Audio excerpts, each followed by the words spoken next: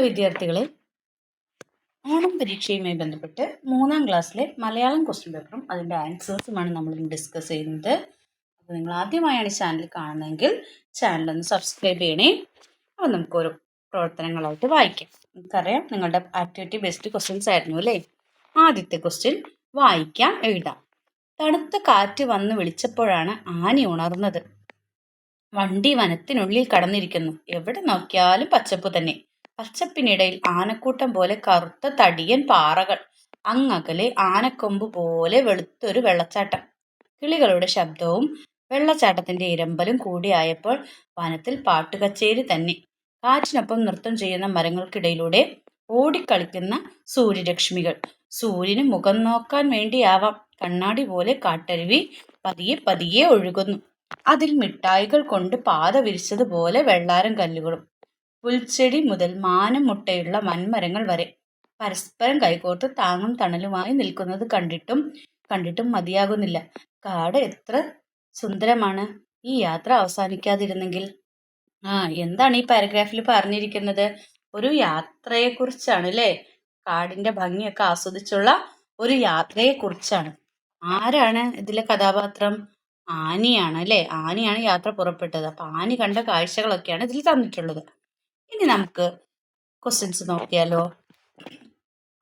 ആനിയെ വിളിച്ചുണർത്തിയത് ആരാണ്? തണുത്ത കാറ്റ് പറഞ്ഞിട്ടുണ്ട് അല്ലേ. അപ്പൊ ആരായിരിക്കും? കാറ്റ്. അപ്പൊ മക്കൾ അവിടെ എഴുതേണ്ടത് എന്തായിരുന്നു? കാറ്റ് എന്നാണെന്ന് അല്ലേ. ഇനി ബി ക്വസ്റ്റ്യൻ നോക്കാം. ആകാശം എന്ന അർത്ഥത്തിൽ പ്രയോഗിച്ചിട്ടുള്ള പദം ഏതാണ്? ആകാശം. ആകാശം പോലെ. ആകാശത്തിന് എന്താണ് ഇവിടെ പറഞ്ഞിരിക്കുന്നത്? നമുക്ക് നോക്കാം. എന്തെന്നാണ്? പുൽച്ചെടി മുതൽ മാനം മുട്ട വരെയുള്ള. അപ്പൊ ആകാശം മുട്ട വരെ എന്നാണ് ഉദ്ദേശിക്കുന്നത് അല്ലേ. അപ്പൊ ഏതാണ്? മാനം. ഡി, മാനമാണ് എഴുതേണ്ടത്. 3ാമത്തെ ക്വസ്റ്റ്യൻ. കണ്ണാടി പോലെ കാട്ടരുവി എന്നതുകൊണ്ട് അർത്ഥമാക്കുന്നത് എന്ത്? കണ്ണാടി പോലെ. കണ്ണാടിയുടെ നല്ല തെളിഞ്ഞിരിക്കണം അല്ലേ. തെളിഞ്ഞ വെള്ളം എന്നുള്ളതാണ്. ഇനി അടുത്ത ക്വസ്റ്റ്യൻ. വനത്തിൽ പാട്ടുകച്ചേരി നടത്തിയത് ആരെല്ലാമാണ്? കിളികളും വെള്ളച്ചാട്ടവും. ആരാണ്? കിളികളും വെള്ളച്ചാട്ടവും. അതിന്റെ സൗണ്ട് അല്ലേ. അതാണ് അവിടെ പറയുന്നത്. അതിന്റെ ശബ്ദത്തെ കുറിച്ചാണ് അവിടെ പറയുന്നത്. ഇനി സൂര്യൻ മുഖം നോക്കിയത് എന്തിലാ നോക്കിയത്? തെളിഞ്ഞ വെള്ളം എന്ന് പറഞ്ഞ് നമ്മൾ പറഞ്ഞു. അപ്പൊ ആരായിരുന്നു? കാട്ടരുവി അല്ലേ. എല്ലാ ഈ ക്വസ്റ്റ്യൻസിന്റെ എല്ലാ ഉത്തരങ്ങൾ എവിടെയുണ്ട്? നമ്മൾ മുമ്പ് വായിച്ച ആ പാരഗ്രാഫിലുണ്ട്. നമുക്ക് പ്രവർത്തനം 2 നോക്കാം. രചനാശേഖരം. ആനിയുടെ പഴഞ്ചൊൽ ശേഖരം നോക്കൂ. സമാന ആശയം വരുന്ന 2 പഴഞ്ചൊല്ലുകൾ കൂടി എഴുതി ചേർക്കൂ എന്നാണ് പറഞ്ഞിരിക്കുന്നത്. ഒത്തുപിടിച്ചാൽ മലയും പോരും, ഒരുമയുണ്ടെങ്കിൽ ഒലക്കമേലും കിടക്കാം. ഇതിന്റെ സമാന ആശയമുള്ള ഏതെങ്കിലും ഒരു 2 പഴഞ്ചൊല്ല് എഴുതാനാണ് പറഞ്ഞിരിക്കുന്നത്. ഇതൊക്കെ എഴുതാൻ നമുക്ക് നോക്കാം. ഒരുമ തന്നെ പെരുമ അല്ലേ. അതുപോലെ ഐക്യമത്യം മഹാബലം. കൂടി നിന്നാൽ കോടി ഗുണം. ഒരുമിച്ച് നിന്നാൽ ഒരുപാട് ഗുണങ്ങൾ ഉണ്ടെന്നാണ് പറയുന്നത്. ഇനി ആനിയുടെ കടങ്കഥാ ശേഖരം നോക്കൂ. കടങ്കഥയിൽ ഒളിച്ചിരിക്കുന്നത് ആര്? ആദ്യത്തേത് നോക്കൂ. രാത്രി പൂക്കും മുല്ലയ്ക്ക് 12000 പൂക്കൾ. ഏതാണ് ഉത്തരം? നക്ഷത്രങ്ങൾ. അപ്പൊ പഞ്ഞി പോലെ വെളുത്തിട്ട് മഴയ്ക്ക് മുമ്പ് കറുത്തിട്ട്. അതേതാണ്? മേഘം അല്ലേ. പഞ്ഞി പോലെ വെളുത്തിട്ട് മഴയ്ക്ക് മുമ്പ് കറുത്തിട്ട്. ഇനി പഴങ്ങളുടെ പേര് ഉത്തരമായി വരുന്ന 2 കടങ്കഥകൾ തയ്യാറാക്കാനാണ് പറഞ്ഞിരിക്കുന്നത്. മക്കൾക്കറിയാവുന്ന 2 കടങ്കഥകൾ എഴുതാനാണ്. ഉദാഹരണം കാണിച്ചു തരാം. അകുത്തറുത്താൽ പുറത്തറിയും. എന്താണ്? ചക്ക. ചെടിയിൽ കായ, കായന്മേൽ ചെടി. എന്താണ്? കൈതച്ചക്ക. ഇനി പ്രവർത്തനം 3 നമുക്ക് നോക്കാം. നിയമാവലി തയ്യാറാക്കാം. ബലൂൺ ചവിട്ടിപ്പൊട്ടിക്കൽ മത്സരം. നോക്കൂ, നിയമാവലി തന്നിട്ടുണ്ട്. ഒരു സമയം 10 പേർക്ക് മത്സരിക്കാം. എല്ലാവരും ഇടതുകാലിൽ ബലൂൺ കെട്ടണം. അടയാളപ്പെടുത്തിയിരിക്കുന്ന കളത്തിനുള്ളിലാണ് മത്സരം. സ്വന്തം ബലൂൺ പൊട്ടാതെ മറ്റുള്ളവരുടെ ബലൂൺ ചവിട്ടി പൊട്ടിക്കണം. അവസാനം വരെ ബലൂൺ പൊട്ടാതെ സൂക്ഷിക്കുന്ന ആളാണ് വിജയി.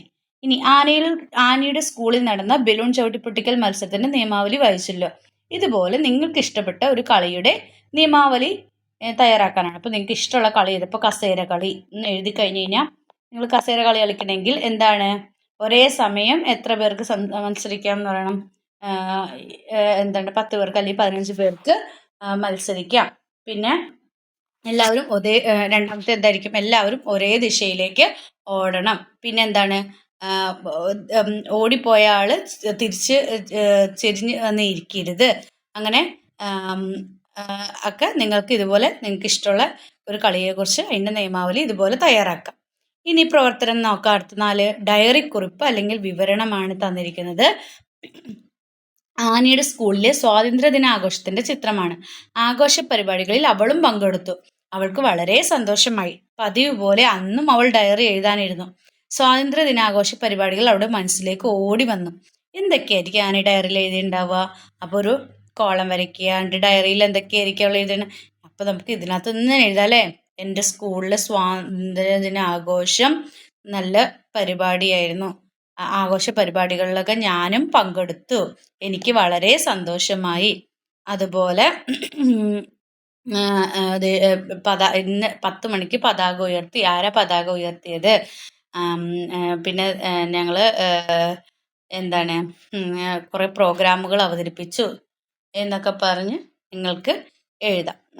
ഡയറിയിൽ എന്തൊക്കെയാണ് ആനി എഴുതിയിട്ടുണ്ടാവുക എന്നുള്ളത് രൂപത്തിൽ ഇതുപോലെയൊക്കെ നിങ്ങൾക്ക് എഴുതാവുന്നതാണ്. ഇനി സ്വാതന്ത്ര്യദിനാഘോഷവുമായി ബന്ധപ്പെട്ട് നിങ്ങൾക്കുണ്ടായ അനുഭവങ്ങൾ ചേർത്ത് ഒരു ഡയറി കുറിപ്പ് തയ്യാറാക്കുക എന്നാണ് പറഞ്ഞിട്ടുണ്ടാവുക. അപ്പോൾ ഇത് ആനിയുടേതാണ് നമ്മളിപ്പോൾ പറഞ്ഞത്.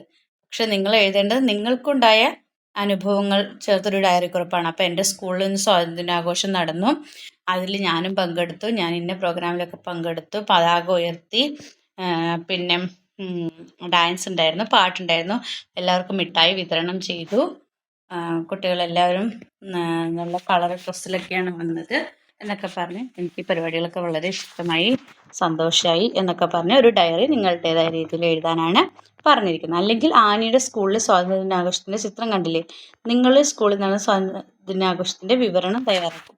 പറഞ്ഞ പോലെ തന്നെ സ്വാതന്ത്ര്യ ദിനാഘോഷത്തിൽ എന്തൊക്കെ ഉണ്ടായിരുന്നു, അലങ്കാരങ്ങൾ ഉണ്ടായിരുന്നോ, പതാക ഉയർത്തിയതാര്, എപ്പോഴാണ് ഉയർത്തിയത്, എന്തൊക്കെ പരിപാടികളുണ്ടായിരുന്നു, എന്തൊക്കെ മധുരം വിതരണം ചെയ്തതിനെ കുറിച്ചൊക്കെ നിങ്ങൾക്ക് എഴുതാം, വിശദീകരിച്ച് എഴുതാം.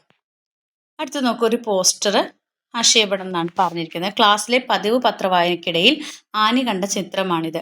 ഓരോ യുദ്ധവും ഉണ്ടാക്കുന്ന നാശനഷ്ടങ്ങളെക്കുറിച്ച് അവൾ ആലോചിച്ചു. ഈ സന്ദേശം ഉൾക്കൊണ്ട് അവൾ ഒരു പോസ്റ്റർ തയ്യാറാക്കി. അപ്പോൾ യുദ്ധം വേണ്ട, എന്താണ് നമുക്ക് അങ്ങനെയൊക്കെ എഴുതി ഒരു ഹെഡിങ് പോലെ എഴുതിയിട്ട് അല്ലേ, യുദ്ധം വേണ്ട എന്ന് പറഞ്ഞിട്ട് ഇത് എഴുതിയിട്ട് എന്തെങ്കിലുമൊക്കെ നാശനഷ്ടങ്ങൾ സംഭവിച്ചിട്ടുണ്ടെങ്കിൽ ഒരു ചെറിയ പിക്ചറൊക്കെ വേണമെങ്കിൽ വരയ്ക്കാം നിങ്ങൾക്ക് അല്ലേ. അല്ലെങ്കിൽ യുദ്ധത്തിൻ്റെ ഇത് ഉണ്ടാക്കുന്ന എന്തെങ്കിലും ബുദ്ധിമുട്ടുകളെ വെച്ചിട്ടുള്ള ഒരു ഇതൊക്കെ ഇട്ടിട്ട് നിങ്ങൾക്കൊരു പോസ്റ്റർ തയ്യാറാക്കാം. ഇനി അല്ലെങ്കിൽ എന്താ പറഞ്ഞേക്കുന്നത്, യുദ്ധം വരുത്തുന്ന നാശനഷ്ടങ്ങൾ ഉൾപ്പെടുത്തി ആശയപടം വികസിപ്പിക്കുക. കൃഷി നശിക്കും, ആളുകൾ മരിക്കും, പിന്നെന്താ സ്കൂളുകൾ നശിക്കും അല്ലേ, ദാരിദ്ര്യം ഉണ്ടാകും, ഭക്ഷണം കിട്ടാണ്ട് അല്ലേ, പട്ടിണി ഉണ്ടാകും, ദാരിദ്ര്യം ഉണ്ടാകും, പിന്നെന്താണ് അസുഖങ്ങൾ വരും, അസുഖങ്ങൾ വരും, പിന്നെന്താണ് വസ്ത്രങ്ങൾ നശിക്കും, അതുപോലെ ഹോസ്പിറ്റലുകൾ അല്ലേ എല്ലാം നശിച്ചു പോകും. അപ്പോൾ ജോലി ഇല്ലാതെയാവും, ഒരുപാട് അപ്പോൾ എന്തൊക്കെ ബുദ്ധിമുട്ടുകളാണ് ഉണ്ടാവുക, യുദ്ധം മൂലം എന്തൊക്കെ ഉണ്ടാവും എന്നുള്ളതാണ്. റോഡുകൾ നശിച്ചു പോകും, ഭക്ഷണം കിട്ടില്ല അല്ലേ, റോഡുകൾ തകരും, അങ്ങനെ നിങ്ങൾക്കറിയാവുന്ന ഭക്ഷണം കിട്ടില്ല,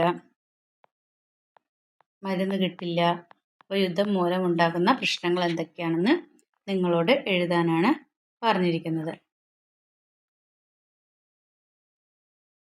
അപ്പോൾ ഇത്രയൊക്കെയാണ് നിങ്ങളുടെ എക്സാമുമായി ബന്ധപ്പെട്ടിട്ടുള്ള ക്വസ്റ്റ്യൻസ് ഉള്ളത്. അപ്പോൾ നിങ്ങൾക്ക് വീഡിയോ ഇഷ്ടമെങ്കിൽ ലൈക്ക് ചെയ്യാം, ഷെയർ ചെയ്യാം. ആദ്യമായി ചാനൽ കാണുന്ന കൂട്ടുകാരെങ്കിൽ ചാനൽ സബ്സ്ക്രൈബ് ചെയ്യണേ.